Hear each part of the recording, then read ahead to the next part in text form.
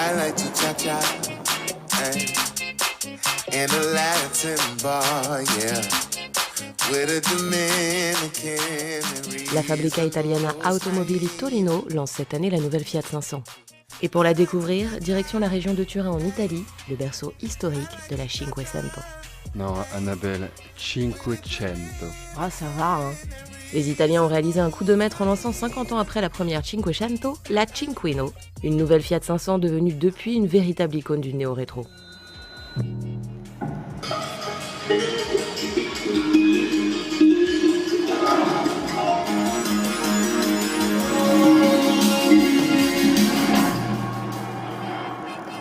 really would like to taste the Spanish cuisine you prepare.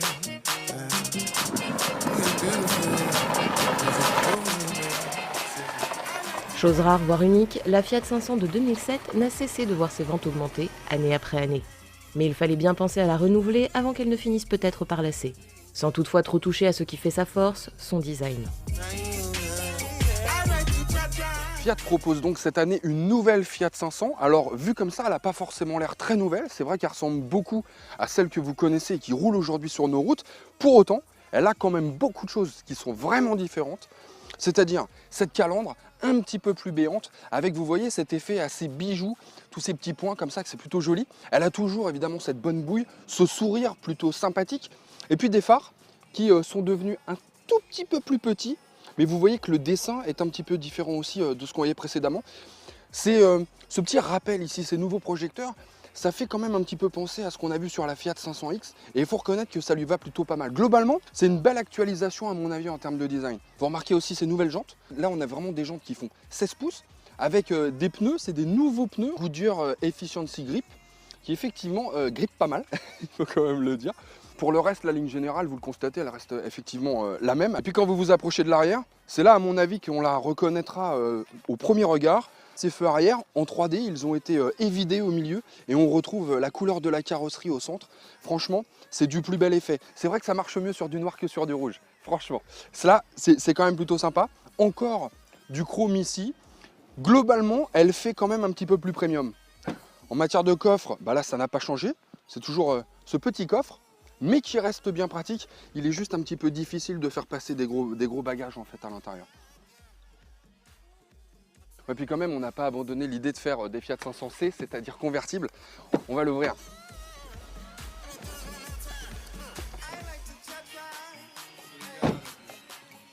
À l'intérieur, vous le constatez, là aussi, la planche de bord a pas mal évolué. C'est encore un petit peu plus classe que précédemment. On voit très bien. Franchement, c'est assez ravissant quand même cette voiture. Moi, la seule chose que je regretterais peut-être, c'est le manque d'espace à ce niveau-là. Mais bon, moi j'ai des gros genoux. Alors évidemment, quand on a des petits genoux fluets féminins notamment, ça devrait très bien se passer.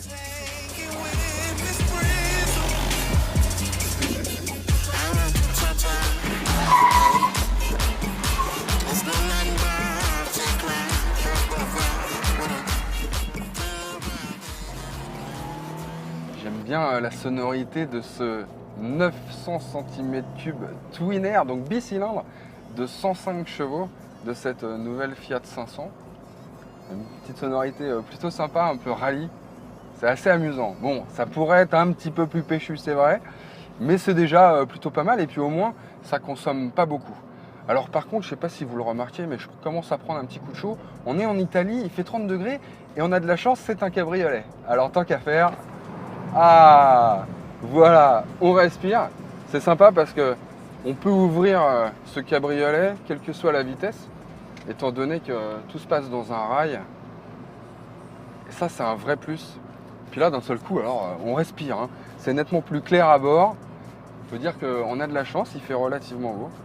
Et puis vous l'entendez, c'est pas tellement plus bruyant que quand la capote est fermée. Ah, un petit dos d'âne. Alors ça secoue un petit peu, mais c'est bien mieux que dans la version précédente. Il y a un gros travail qui a été effectué par Fiat sur la suspension de cette nouvelle Fiat 500. Il n'y a pas photo et pourtant on a des jantes de 16 pouces. Ça commence à faire beaucoup. Normalement, c'est pas très confortable. Et bien là, avec ce nouveau système de suspension, ces nouveaux amortisseurs, et ben on a un vrai gain en termes de confort. La grande force de la 500, c'est son petit côté mignon, très soigné.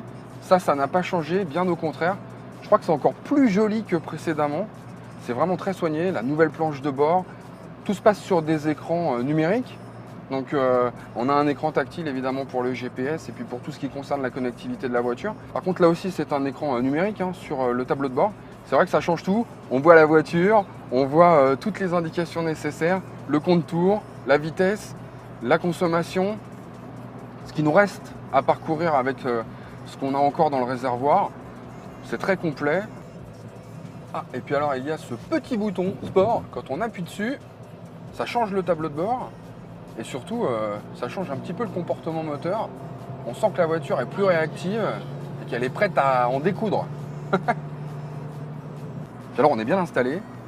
C'est un vrai kart, elle est très amusante. Elle tourne dans un mouchoir de poche. Et si toutefois on sait un petit peu jouer du frein à main, ça peut même devenir assez comique comme voiture. Pour le reste, on a quand même une bonne visibilité à bord. On voit bien, on est entouré de vitrages, y compris à l'arrière, à part effectivement quand on a ouvert la capote. Le fauteuil est placé relativement haut, ce qui fait que c'est pratiquement comme si on était dans un crossover. Je pense que ça fait partie des choses qui ont beaucoup plu et qui ont fait le succès de cette voiture en plus de son design. Et ça ne change pas. C'est bien. Non, c'est super bien. Moi, je suis vraiment... j'adore. On est très très bien dans cette voiture. Les fans de la 500 seront ravis de découvrir que Fiat l'a fait évoluer sans renier ses gènes. Elle donne clairement un coup de vieux à la précédente génération et propose une dotation technologique et un confort accru sans hausse de prix significative puisque la grille tarifaire débute à 12 490 €. Notre modèle d'essai, une Fiat 500 cabriolet en finition lounge équipée d'un moteur Twin Air de 105 chevaux, s'échange à partir de 18 440 € hors option.